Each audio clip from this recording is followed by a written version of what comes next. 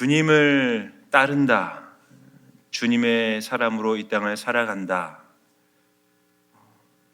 참 감격적인 말입니다. 왜냐하면 하나님이 우리에게 보여주시는 하나님 나라의 가치는 이 땅에서 우리가 감히 생각할 수도 없고 우리가 찾을 수 없는 것이기 때문입니다. 누군가에게 내 시간, 내 물질, 그리고 내 삶을 내어놓는다라는 말은, 어딘가 내 돈을 쓴다는 말은 신중해야 함을 의미합니다. 보통 물건을 하나 사더라도 어디에서 조금 더 저렴하게 좋은 물건을 구입할 수 있는지 우리는 시간을 들여서 많이 찾아보지 않으십니까? 그것처럼 나의 시간, 나의 물질, 내 삶을 내어놓고 누군가를 따른다는 말은 신중해야 하고, 그리고 우리가 고민을 많이 해야 되는 일이기도 합니다. 어떤 분께서 평생 일하시고 이제 그 일을 퇴임하시면서 받은 퇴직금이 있으셨습니다. 그런데 그 퇴직금을 어떻게 할까 하다가 어떤 분이 투자를 권유하는 것에 이제 그분을 믿고 퇴직금을 다 맡기게 되었죠. 결과적으로는 그분이 사기를 당하셨습니다. 평생 자기가 열심히 노력한 직장에서 일한 결과를 가지고 나오셨는데, 그 결과가 어느 사기꾼의 말, 몇 마디 말과 그리고 몇 가지 정황에 흔들려서 다 그 돈을 잃어버리게 되는 일들을 본 적이 있습니다. 누군가에게 내 시간이나 돈을 맡긴다는 건 그만큼 신중해야 되는 일인데, 내가 몇 마디 말에 그냥 그 사람을 믿었다라고 생각하고 내 시간이나 물질을 맡겼을 때 위험성이 굉장히 높아진다는 것이죠. 우리가 주님을 따른다라는 말은 우리 삶을 주님께 맡긴다라는 말입니다. 그렇다고 한다면 여러분, 우리가 따르는 길에 대해서 얼마나 많이 알아가고 계시고, 또 그 따르는 길에서 주님이 말씀하시는 하나님 은혜와 하나님 나라의 가치들을 누리며 살고 계십니까? 예수님께서 제자들에게, 자기를 따르는 제자들에게 이렇게 말씀을 하십니다. 누가복음 말씀 가운데 누가복음 14장 25절에서 30절 말씀을 보시면 예수님이 이렇게 말씀하시거든요. 제가 이 말씀은 자막을 준비하지 않았습니다. 여러분 성경책이 있으시면 찾아보시면 좋겠는데요. 누가복음 14장 25절 이하 말씀 가운데 이렇게 기록이 되어 있습니다. 특별히 28절에 기록되어 있는 말씀을 제가 읽어드리겠습니다. 예수님께서 자기를 따르려고 하는 사람들에게 말씀하시는 내용입니다. 너희 중에 누가 망대를 세우고자 할진대 자기의 가진 것이 준공하기까지 족할는지 먼저 앉아 그 비용을 계산하지 아니하겠느냐라고 말씀하십니다. 그렇게 아니하여 그 기초만 쌓고 능히 이루지 못하면 보는 자가 다 비웃어 이르되 이 사람이 공사를 시작하고 능히 이루지 못하였다 하리라 라고 말씀하십니다. 어떤 건물을 세우려고 한다면, 우리가 어떤 일을 계획하고 실행하려고 한다면 거기에 들어갈 비용과 그리고 거기에 어느 정도 기간이 들어갈지를 누구라도 생각해보고 계산해보고 나서야 그 일을 시작하겠다, 그 일을 시작해야 된다라는 말이기도 하죠. 하나님을 따르는 우리가, 주님을 따르며 신앙생활을 하는 우리가 신앙생활에서 어떤 각오가 필요한지, 또 어떤 우리의 삶의 헌신이 필요한지를 계산해보지 않는다고 한다면 마치 나의 전 재산을 누군가의 몇 마디 말에 그냥 다 맡기는 것 같은 그런 위험성을 초래할 수밖에 없을 것입니다. 실제로 자기 신앙생활을 누군가에게 다 맡겨놓았는데 그분이 이야기하는 가치를 따라갔다가 평생 내 시간과 삶을 다 드렸지만 그것이 참된 진리의 말씀, 하나님의 나라의 가치를 경험하지 못하는 것이었다는 것, 그런 사건이 우리에게 보여지는 일이 있습니다.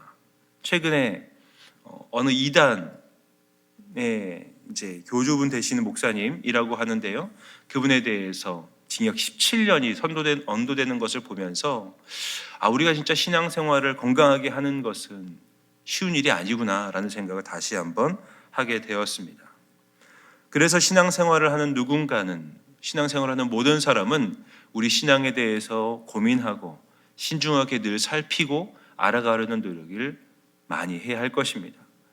하나님께서 초대하시는 하나님 나라의 가치가 한 사람에게 주어졌고, 이제 그 사람이 그 하나님 나라의 가치를 앞에 두고 고민하는 모습을 오늘 함께 살펴보려고 합니다. 그 사람은 많이 고민한 것처럼 보이지 않지만 우리에게는 그런 고민이 필요하기에 오늘은 그 장면에 좀 집중해서 말씀을 살펴보려고 합니다. 이 사람은 어제 우리가 살펴본 것처럼 나면서부터 걷지 못하는 사람이었습니다. 그 사람이 할 수 있는 일이라고는 자기 스스로 거동하는 것도 어렵고 자기 스스로 생계를 유지하는 것도 불가능했기에 이 사람은 구걸하며 자기 생계를 유지해야 되는 사람이었습니다. 사람들이 그를 날마다 성전, 미문이라고 하는 곳에 데려다 놓아두면 그 사람은 그곳에서 지나가는 사람들에게 돈을 구걸하고 그 사람들이 주는 돈에 의지해서 하루하루 생계를 유지하며 살고 있었습니다. 여러분이 하고 싶은 일이 무엇입니까? 라는 질문을 받으시면 되게 하고 싶은 일이 많으실 거 아니에요. 그렇죠? 가고 싶은 곳도 많으실 거고 경험해보고 싶은 것도 많으실 겁니다. 그런데 내가 인생에 큰 제약이 걸려있는 사람이라고 한다면, 내가 할 수 있는 일이 거의 없다고 한다면 우리는 하고 싶은 일을 생각하지 않게 될 겁니다. 코끼리와 말뚝이라고 하는 그런 예화가 있습니다. 새끼 코끼리에게 다리에 족쇄를 채우고 아주 튼튼한 말뚝에다가 그 족쇄를 걸어놓으면 이 코끼리의 새끼는 이제 주변으로 가고 싶어서 보이는 곳을 향해 가려고 하지만 족쇄에 매여가지고 곧 갈 수 없게 됩니다. 그렇게 계속해서 시도하는데도 불구하고 내가 할 수 있는 일이 없구나, 내가 저기 갈 수 없구나라는 생각을 하게 되면 이 코끼리가 장성해가지고 이제 다 커서 충분히 힘이 충분한 상황이 됐음에도 불구하고 그 코끼리의 다리에 밧줄을 걸고 아주 작은 말뚝이라고 할 수 없는 아주 작은 곳에다가 밧줄을 걸어놔도 이 코끼리는 더 이상 그곳으로부터 벗어나려고 하지 않는다라고 하는 그런 이야기와 내용이기도 하지요. 이 사람은 지금 자기가 할 수 있는 일이 없기 때문에 크게 바라는 것도 없습니다. 이 사람이 매일 아침에 혹은 성전에 앉아 있으면서 바라는 것은 오늘 내가 하루를 먹고 살 수 있는 정도의 돈, 그것을 누군가 주면 그날은 행복한 것이고, 그것을 충분히 받지 못해서 배가 좀 고픈 채 잠을 자면 그날은 좀 힘들고 어려운 날, 슬픈 날 정도의 개념만 가지고 살아갈 것입니다. 누군가 이 사람에게 당신이 원하는 게 무엇입니까? 라고 물어보아도 오늘 좀 충분하게 배를 채울 수 있을 정도의 돈만 누가 주면 좋겠습니다 라고 말하는 것이 이 사람이 생각하는 최고의 하루일지도 모르겠습니다. 그런데 이 사람 앞에 두 사람이 섭니다. 그리고 이 사람에게 고개를 여러분 이보시오, 고개를 좀 드시오 라고 말하며 고개를 들라고 하죠. 그런데 이 사람은 어제도 함께 잠깐 말씀을 나누었지만 사람들을 별로 보고 싶어 하지 않습니다. 사람들은 장애를 가진 사람, 그리고 삶에서 고난을 당한 사람을 죄인이라고 지칭하고 싶어 하기 때문입니다.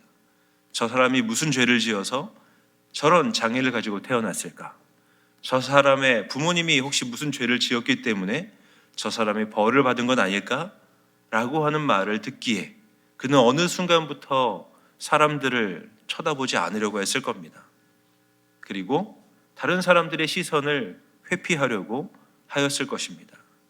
그래서 그는 어느 순간부터 사람을 보지 않고 하늘을 보기보다는 그냥 하루 종일 땅만 보면서 하루 종일 자기에게 누군가 돈을 주면 좋겠다, 누군가 나에게 돈을 주면 그냥 오늘 하루 잘 버텼다 라고 생각하며 살았을지도 모르겠습니다.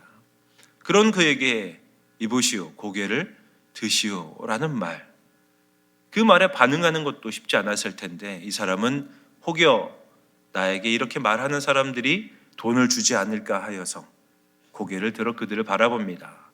그런데 이게 웬걸 괜히 내가 고개를 들었다라는 생각을 합니다. 나에게 고개를 들라고 한 사람들의 행색이 초라하기 때문입니다. 예수님의 제자들이 좋은 옷을 입어봐야 얼마나 좋은 옷을 입었겠습니까? 그 사람들이 돈을 가지고 있어봐야 얼마나 많은 돈을 가지고 있는 것처럼 보이겠습니까?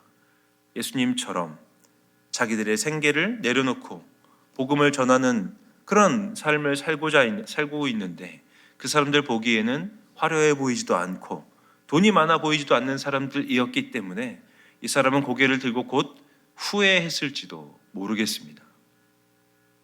그런데 이어서 예수님의 제자들이 하는 말은 더 황당한 말을 합니다. 오늘 본문 말씀 가운데 6절 말씀인데요. 베드로와 요한이 6절 말씀에서 이렇게 이야기를 합니다. 사도행전 3장 6절 말씀을 함께 읽습니다. 베드로가 이르되 은과 금은 내게 없거니와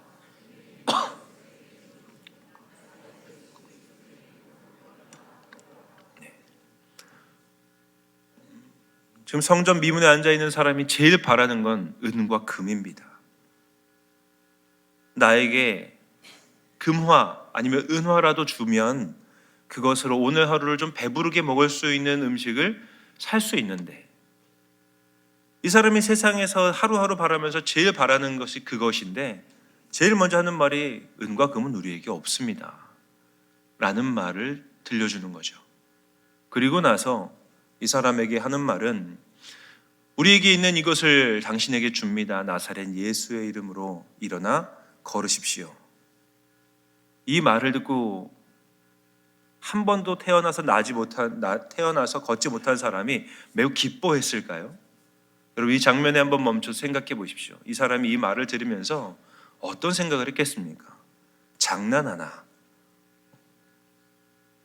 내가 일어나려고 지금까지 그렇게 평생도 아니고 노력해봤는데 충분히 노력해봤는데 그거 한 번도 성공한 적도 없고 성공할 수도 없었던 인생이었습니다. 코끼리 발을 채우고 있는 족쇄처럼 그 사람에게는 일어나서 한 번도 걷지 못한 장애가 그의 삶의 가장 큰 족쇄였습니다. 벗어나 보려고 몸부림을 왜 쳐보지 않았겠습니까? 때로는 발에 피가 날 정도로 모든 힘을 다해서 벗어나려고 해보았지만 단 한 번도 벗어나 보지 않았기 때문에 어느 순간부터는 시도조차 하지 않는 일이 일어나는 일입니다. 일어나 보려고 하는 일입니다. 그런데 그 일을 지금 명령하고 있으니 얼마나 이 사람 마음에 분노가 일어났겠습니까? 지금 나한테 장난하는 거냐고, 내가 그 일 안 해본 것 같냐고, 그리고 그 일은 이미 내가 꿈도 꾸지 않는 일이라고 이 사람은 생각하고 반응할 수도 있습니다. 왜냐하면 이 사람에게 일어나는 일은 자기 인생에는 벌어질 수 있는, 경험할 수 없는 일이기 때문입니다. 내 삶에는 전혀 생각하지도 않는 일, 나는 도저히 가능하지 않은 일에 대해 베드로와 요한이 일어나 걸으십시오라고 말하고 있기 때문입니다. 하나님 나라를 우리가 이 땅에서 누리며 산다, 이 땅에서 하나님의 자녀로 산다 라는 말은 세상 사람들은 이해할 수도 없는 일, 그리고 감히 꿈꿀 수도 없는 일입니다.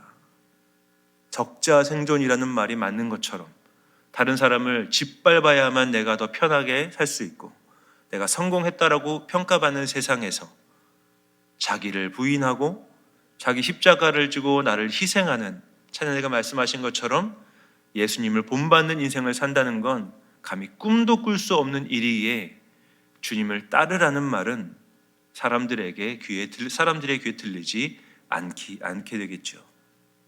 지금 이 사람이 듣는 말도 동일합니다. 일어나 걸으십시오. 그 말을 듣고 그냥 멍하니 있는 사람의 표정을 한번 생각해 보십시오. 하나님의 부르심이 바로 그러합니다. 주님을 따른다라는 말은 바로 그러한 상황 가운데 놓여 있는 겁니다. 그래서 하나님을 따르는 일은 고민이 필요합니다. 이게 가능한 일인가? 이렇게 산다는 게 진짜 가능하기는 한 일인가? 그래서 그 말을 하는 사람을 보게 되어 있습니다. 그 말을 하는 사람의 삶을 볼 수밖에 없습니다. 주님을 믿으라고, 예수 그리스도를 삶의 주로 고백하라고 말하는 그 사람의 삶, 아니면 그 말을 하는 사람 내가 그 예수님을 따르는 것에 대해 잘 모른다면 우리가 하는 말은 다른 사람에게 어떤 영향력도 미칠 수 없을 것입니다. 하나님의 부르심에 응답하는 일은 결코 쉽지 않음을 여러분 꼭 기억하셔야 됩니다. 왜냐하면 우리가 상상할 수도 없는 인생이고 우리가 꿈꿀 수 없는 삶의 내용이기 때문이죠. 우리는 그래서 확인해 봐야 됩니다. 나는 이 땅에서 주님을 따르는 사람인데, 하나님을 따른다고 하면서 주님을 따르는 그 기쁨, 아니면 주님을 따르는 삶의 의미, 그리고 그렇게 따르고 있는 인생의 내용들을 정말 내가 경험하며 살고 있는가? 자기 스스로 일어날 수 없었기 때문에 7절 말씀에서 베드로 요한은 그의 손을 잡아 일으킵니다. 7절 말씀을 함께 읽습니다. 오른손을 잡아 일으키니 발과 발목이 곧 힘을 얻고. 의학적으로는 가능하지 않은 일이겠죠. 평생 한 번도 걸어보지 못한 사람, 그래서 발에 근육도 없고 발에 힘도 없는 사람의 손을 잡아서 일으키는데 그 사람이 발과 발목에 힘을 얻게 된다는 겁니다. 하나님을 따르는 삶은 내 힘으로 살아가는 인생이 아닙니다. 하나님을 따르는 삶, 주님의 말씀에 응답하여 주님을 따라가는 삶은 내 의지력으로 할 수 있는 인생의 길도 아닙니다. 그래서 우리는 주님의 부르심 앞에 고민하고 주님의 부르심 앞에 내가 저 삶을 선택하겠다라고 하는 결심을 해야 하는 것이죠. 예수님께서 하나님 나라에 대해 많은 비유를 하시거든요. 그 비유 가운데 여러분 진주의 비유라는 것이 있습니다. 마태복음에 나오는 말씀인데요. 예수님께서 이렇게 말씀하십니다.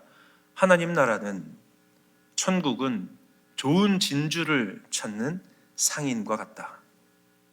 이 사람이 어느 날 시장에서 좋은 진주를 발견하고 집에 돌아가서 자기의 모든 소유를 다 팔아서 그 진주를 샀다라고 말합니다. 하나님 나라, 우리가 선택하고 우리가 따라야 하는 하나님 나라는 그 좋은 진주를 찾는 상인과 같다 말씀하십니다. 그 상인이 좋은 진주를 발견하고 나면 그 하나님 나라를 발견하려고 하는 그 사람은 그 진주를 사기 위해 자기의 모든 소유를 팔고 그 진주를 구입한다라고 말하죠.